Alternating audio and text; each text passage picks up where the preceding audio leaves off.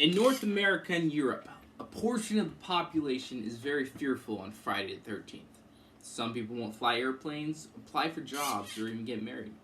FearOf.net did a report and found that 8% of the population in the United States is actually afraid of Friday the 13th, which is a condition called paraskevedicatriophobia. This, in fact, is a combination of two separate fears: the fear of the number 13, called triskaidekaphobia, and the fear of Fridays.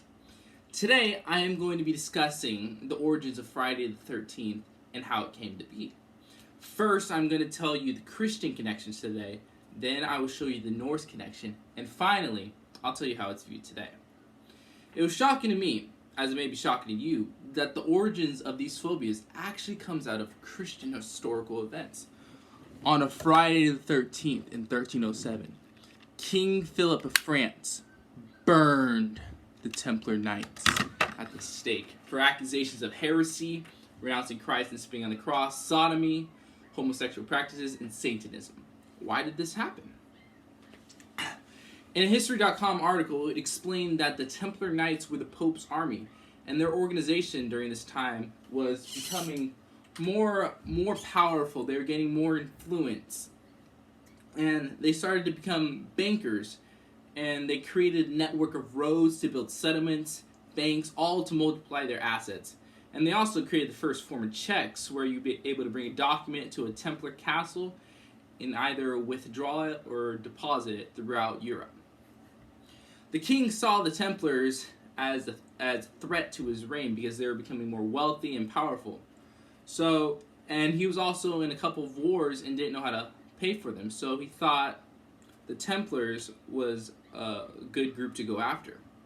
On Friday the 13th was the day that Grand Master Jacques de Molay of the Templars and 600 other Templars were arrested under false accusations. They were subjected to torture over a 7-year span, with most of the Templars being burned or admitting to the charges through forced confessions. The Pope felt bad about what was happening to the Templars, but didn't do anything because he got elected under the king's influence. When Jacques de Molay was about to be burned, he told all the people that he didn't do it. All the accusations were false, and he especially told the king and the Pope that not a year will go by before you join me in death. Both the king and the Pope died within a year.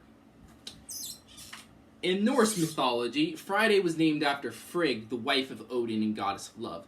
They say her power threatened the male-dominant Christianity, so the church described her as a witch, vilifying the day after. Some even credit Frigg for being the reason why the number 13 is unlucky, because it is said she would join a convent of witches. Normally a group of 12, you add Frigg in there, that's 13 witches.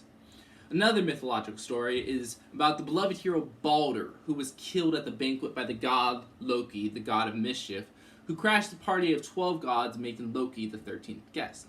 In a National Geographic article, Loki positioned Hodor, the blind god of darkness, to shoot Balder with a mistletoe-tipped arrow. After Balder died, the earth got dark. The whole earth mourned. It was just a very bad and unlucky day. The common theme of these stories is a lot of tragedy, and bad luck seems to happen whenever Friday or the number 13 is involved.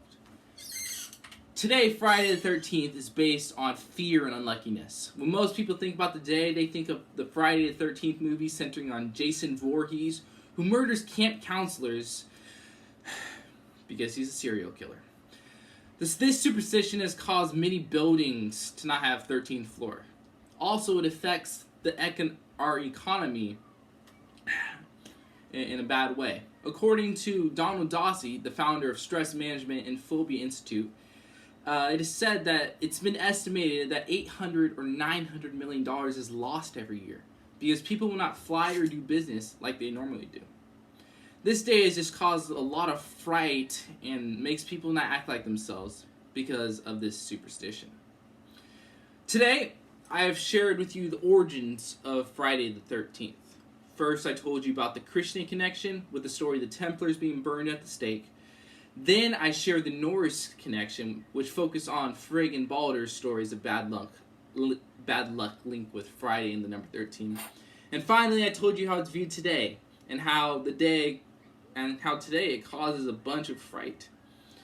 It's crazy to me that for all my life, I thought Friday the 13th was based on Jason Voorhees and scary, unlucky stuff. But I now realize that it's actually more than that. Historical stories caused this uneasiness in our society and evolved it to what it is today. I think if we all decided to dive a little deeper into things we think we know, that we'll actually learn something unexpected. All right. Thank you.